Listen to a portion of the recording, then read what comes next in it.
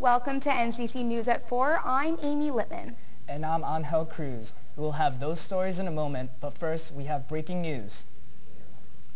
Syracuse Fire Chief Mark McLeese and his first deputy Charles Duffy have announced they will retire unexpectedly next month. Mayor Minor's office released a statement today saying when Chief Mark McLeese and First Deputy Charlie Duffy came to my office last week and informed me of their intention to retire together, I was surprised but understanding. I want to thank them on behalf of the citizens they have served here in Syracuse for more than half a century. The new company that produces Syracuse.com and the Post-Standard officially launched Sunday. It is the new Syracuse Media Group. NCC News reporter Juliana Pignataro is live to tell us more about how things are changing at the Post-Standard. Today marks the first day of the Syracuse Post-Standard switch to home delivery 3 days a week instead of 7. And that's not all that's changing at the newspaper. Take a look. The papers delivered to subscribers' homes on Tuesday, Thursday, and Sunday will be thicker than the old weekday papers. On other days, the Post-Standard will be available at newsstands and stores or for pickup at the Post-Standard office. So at this point, I think all you can say is that for people used to home delivery 7 days a week, this is a bit of a shock. There will undoubtedly be a period of technological difficulty as people try to sign up for the different approaches, different services online to replace the paper. Other papers owned by the Newhouse family have also switched to a 3-day delivery system, including the Times-Picayune in New Orleans. The company's remodeling also includes an eventual move from the Post-Standard's location on North Clinton Street to a location on Warren Street. The Syracuse Media Group declined to comment, but President Tim Kennedy said Monday that the reason for the move is that it is no longer important to be right next to the printing presses. He also said the new location is an investment and will include new equipment and technology. The Post-Standard's website will generate revenue exclusively from advertisements. As of now, they will not have online subscriptions. And you're then putting all your eggs in the advertising basket. And we can see so far that advertising on newspaper websites is nothing like as profitable as it used to be. Newspapers around the country will be watching to see the outcome of the Post-Standard's changes. Juliana Pignataro, NCC News. Coming up at 4:40, NCC News' Perry Russum tells us how this change will actually help the profits of small stores and businesses. The county legislature met today to cover some major issues, including treatment of prisoners and environmental protection. NCC News reporter Kelly Peters is here with us to wrap up some of today's headlines from the meeting. Kelly, what came out of those meetings? Great question. So there were a lot of pre-talk to the meeting, as we mentioned, accused prison abuse from the public discussion forum that was held 15 minutes prior to it. But what came out of the actual meeting really was a lot of allocation of funding towards environmental issues and whatnot, as well as some prisons themselves. But in addition to that, the legislator also hired a 22-year-old, very young legislative analyst, they titled his position as. He was an SU grad and was considering heading down to Virginia for a similar position, but the Onondaga County legislator was able to successfully hire him. It's going to start out around $50,000 a year, so pretty jealous personally. Can you give us a few more details about what the analyst will be doing? Yeah, absolutely. So the way that they've described it is that he's going to help them in overseeing the hiring of some of the positions that are in their, they've some semi-independent, that's how they term it, boards and departments. He's going to kind of help them to oversee the hiring of that process, probably just in order for them to better delegate these tasks and not have as much on their own plates. Thank you very much, Kelly. Yeah, absolutely. Kelly, I heard the MFA is looking to restore a 2% federal payroll tax cut, which had expired at the end of last year. This is the first bill since returning to Congress. The 2% federal payroll tax would last throughout the rest of the 2013 year. Over 150 million Americans were upset on January 1st because their Social Security payroll tax was increased from 4.2% to 6.2%. Hydrofracking became a 3-hour topic of debate at a meeting in Albany yesterday. Commissioner Joe Martins of the Department of Environmental Conservation originally met with lawmakers to talk about a budget proposal, but hundreds of people showed up at the meeting to challenge the commissioner on the controversial natural gas drilling process known as hydrofracking. New York is in the process of conducting a health review of hydrofracking before it decides whether or not to allow the practice to occur in the state. Winter snow has kept some people hiding in the warmth of their homes, but some animals at the Rosamond Gifford Zoo are embracing the winter cold. The zoo has half-priced admission to attract more visitors during the winter months. The winter may have slowed down attendance at the zoo, but that doesn't mean the animals are not out. Actually, the animals here at the zoo are chosen more for their ability to survive in our winter weather than in our summer weather. So for the most part, the animals that live here are fully comfortable in the winter weather. You'll see them outdoors in their exhibits, with a few exceptions. The African lion exhibit is closed during the winter, but other ferocious cats are out to brave the snow, such as the snow leopards and Siberian tigers. But if being outdoors is not your thing, the zoo has indoor exhibits. The Rosamond Gifford Zoo is home to 700 animals. With 60% of its exhibits indoors, people can enjoy the zoo at any time during the year. But I certainly encourage people to come because with not as many people around, you don't have to be fighting for a spot to see. Especially if you want a spot to see the new baby Patas monkey, Zarina, who was born last November. So I spoke with the zookeepers today if the monkeys or other animals at the zoo need any extra treatment during the winter months, but they refused to comment. The zoo is open from 10 a.m. to 4:30 p.m., and from the months of January to February, the zoo is having half-price admissions, where adult tickets are $4 and children are $2. Amy Koo, NCC News at 4. Dania Swade is with us live on the patio with a glimpse of your weather. Dania, how does it look outside right now? Well, right now it is 22 degrees outside, and it actually feels a little bit warmer than that because we had some pretty calm winds today. They were only about 4 miles an hour. So that wind chill that usually brings the temperature way down didn't really happen today. Plus, even though there was some cloudy skies, we still had some bursts of sunshine throughout the day. And parts of central New York had some light flurries this morning, and they are coming back tonight. We're going to get some light snowfall starting at 8 p.m. The low tonight is 7 degrees, and the winds are going to pick up to about 10 miles an hour. A full forecast for tonight and this week is coming up later in the hour. The Boy Scouts of America Board is preparing to make a monumental vote tomorrow that could lift a ban on gay members and troop leaders. NCC News reporter Jim Lavulis talks to local Boy Scouts about what the vote would mean for Central New York. Coming up.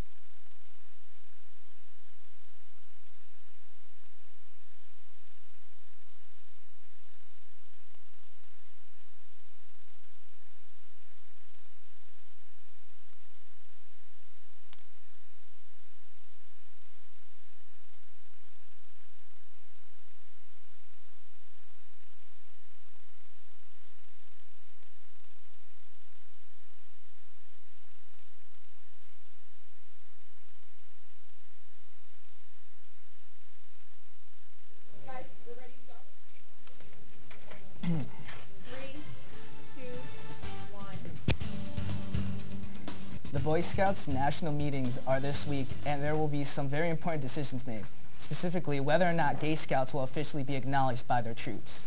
Reporter Jim Lavulis, who is an Eagle Scout, is here now with more. Jim, what's going on at these meetings and what's the local reaction?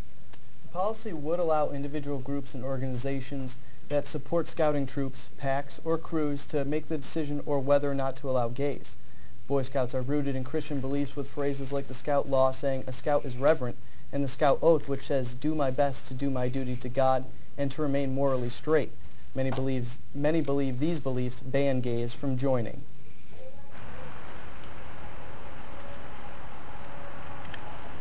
The ban on gays was upheld by a Supreme Court case in 2000 and was reaffirmed by the Boy Scouts just last summer. Reverend Keith Wormersberger has been the pastor for Troop 62 of the Longhouse Council in Tully for the past 12 years.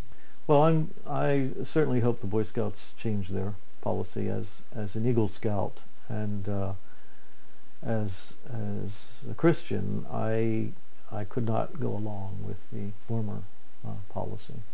According to the New York Times, yesterday several current and former Scouts, leaders, and supporters delivered a petition with 1.4 million signatures opposing the current policy at the national headquarters in Irving, Texas. Reverend Wormersberger says he is unsure whether the National Council will lift the ban, but doesn't believe local troops will continue to go along with the restriction. This council and many in maybe the northeastern United States we're not fully in accord with that. That would be my guess. We're not fully in accord with that. In a Sunday interview with CBS's Scott Pelley, President Obama said gays should be allowed in the Boy Scouts, while separately, Texas Governor Rick Perry, an Eagle Scout, said there is no reason to change the policy. The Scouts' national meetings continue until tomorrow and are closed to the media and the public. In a statement from the Longhouse Council, they say they won't make an announcement on the policy until the National Council makes a decision. Jim Lavulis, NCC News. A 5-year-old boy will be celebrating his 6th birthday tomorrow after being rescued by FBI agents. He was taken from a school bus by Jimmy Lee Dykes, who shot and killed the school bus driver. Dykes was killed by law enforcement agents when they raided his bunker after negotiations were breaking down. The boy was held captive for 6 days and received medicine for his Asperger's syndrome and attention deficit disorder. A newly leaked government memo may allow the killing of al-Qaeda members even if they are U.S. citizens. NBC got the 2011 document which discusses the constitutionality of ordering a targeted killing of American members of the terrorist group. The memo says the order would be considered legal because the U.S. is officially in an armed conflict with al-Qaeda. Profits at BP have fallen 18% since last year. BP continues to pay for the cost of the 2010 platform explosion in the Gulf of Mexico. The incident has cost BP a total of $42.2 billion.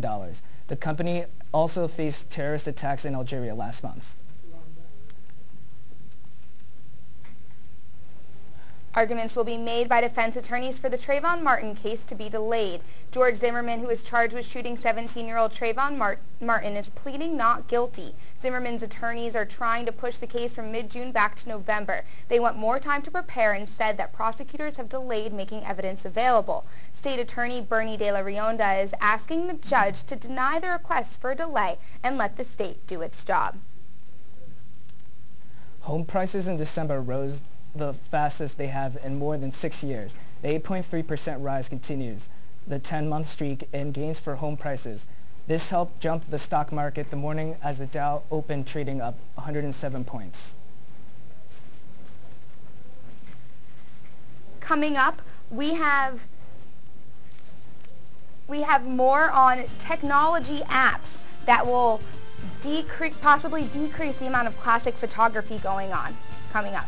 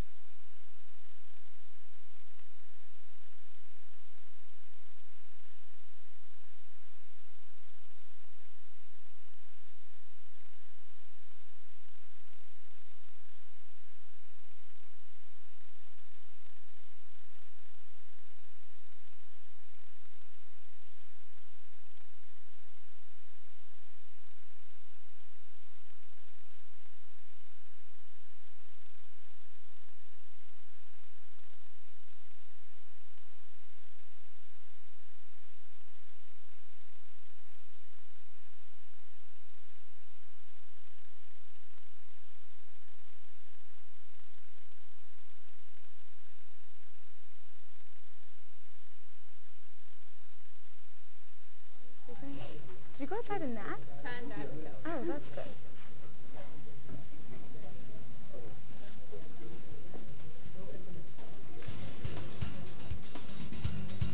Twitter users are sharing more than 140 characters with a new app called Vine.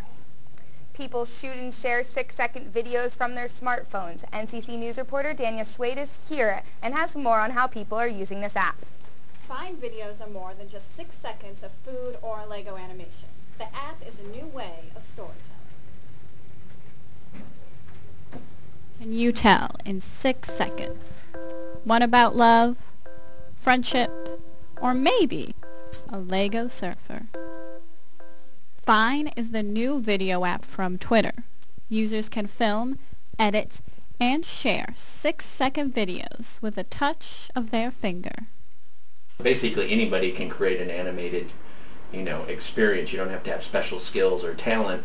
So I think that kind of changes it. So a lot of people maybe weren't creating content or were maybe intimidated by the other video sharing applications. Maybe this one will be something that's easier for everybody to kind of use.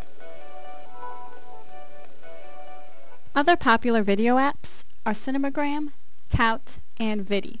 These apps turn users into instant filmmakers. Now we just share a photo on Instagram or a photo with a little quick caption, and now we share animated GIFs. So we're using less text-based communication, this bigger trend, and going more to visuals like photo and video. Instagram is one of the most popular apps of all time, with over 15 million daily users. These photo and video apps make taking pictures and filming videos instant and easy.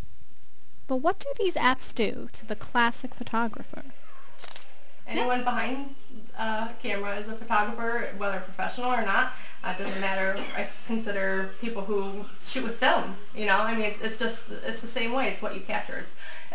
Photography is so subjective. Art is art to me. I don't care where it comes from, your phone, camera. Rumble says the rise of cell phone photographers and movie makers won't make classic photography go extinct. Been using cameras for so long, and people haven't switched from not using them. I know so many photographers now that are shooting strictly film, and their work is amazing. Whether you're making a 6-second video, an Instagram photo, or using a classic camera, new and old technology can tell a story. Dell is going private after owner Michael Dell decided he wants to make drastic changes to the company without having to report quarterly earnings to Wall Street. The $24.4 billion buyout will be from Michael Dell, who will be the majority owner, and private equity from Silver Lake. It's the ultimate sibling rivalry. SU basketball took on Notre Dame last night. And the game was a matchup between two brothers, Jeremy and Jaron Grant. NCC News' Caleb Lamb has their reaction to facing each other on the court.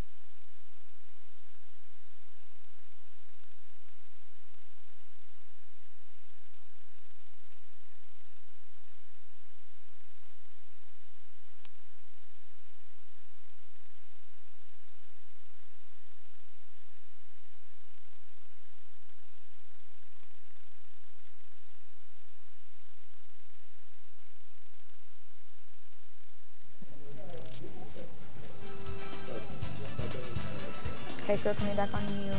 Were you talking? Syracuse basketball player Jeremy Grant played his brother Jaron Grant of Notre Dame at the Dome last night. Well, last night SU basketball beat Notre Dame at the Carrier Dome, but for one SU player, the game was about more than just which team won. NCC News' Caleb Lamb has the story. Thanks, Amy. When Syracuse and Notre Dame lined up on the court, there were two players on either side who were very familiar with each other. For SU freshman Jeremy Grant, Monday night's game was his first chance to face off against his older brother, Notre Dame shooting guard Jaron Grant. And with family in attendance rooting for both players, it was truly a special occasion. With a Syracuse victory over Notre Dame in the books, the feelings of elation for one brother and disappointment for the other started to sink in. But both Jeremy and Jaron Grant could agree it was a special night. It's definitely a great experience just to play against my brother in a regulation game. It's definitely emotional just to see him on the other side. We're usually on the same team, so just seeing him on the other team was definitely emotional. It was surreal. Like, both of us are, at the top level of college basketball, getting to play against each other. And, once we got on the court, it was just like, guys fighting to get a win. The loss hurt a little deeper for Jaron. He couldn't recall any other competition where little brother had come out on top. No, not that I can remember. It's just, it's always been me. So this was definitely a tough one to take. Actually, Jeremy used to post Jeremy up all the time, but now, it's a whole different story. But it was a very competitive, but everything was good though and fun. Right after the final horn sounded, the two brothers met right here in front of the scorer's table where they embraced and told each other good game. But make no mistake about it, Jeremy definitely felt like he earned the family bragging rights. I'm about to talk some trash as soon as we walk out of here, just let them know that we won. I'd probably say y'all got lucky or something like that along those lines, but luck isn't 15 points. But brotherly ribbing aside, basketball has usually kept the two brothers pretty close. He's never going to regret helping me develop my game. He always told me to work hard, and I always listened. Even in high school, we used to work out 6 a.m. every day before school and work out after school, after practice. With Father Harvey and Uncle Horace Grant having both played in the NBA and two other brothers also involved in basketball, it's easy to see why Jaron and Jeremy Grant have grown to love the game, even if it occasionally forces them to meet on opposite sides. Now, this is the only meeting between Syracuse and Notre Dame this year, but there's always the chance the brothers could face off once again at the Big East Tournament next month. Will Ferrell appeared in a commercial during the Super Bowl on Sunday. However, there's a good chance that you didn't see it.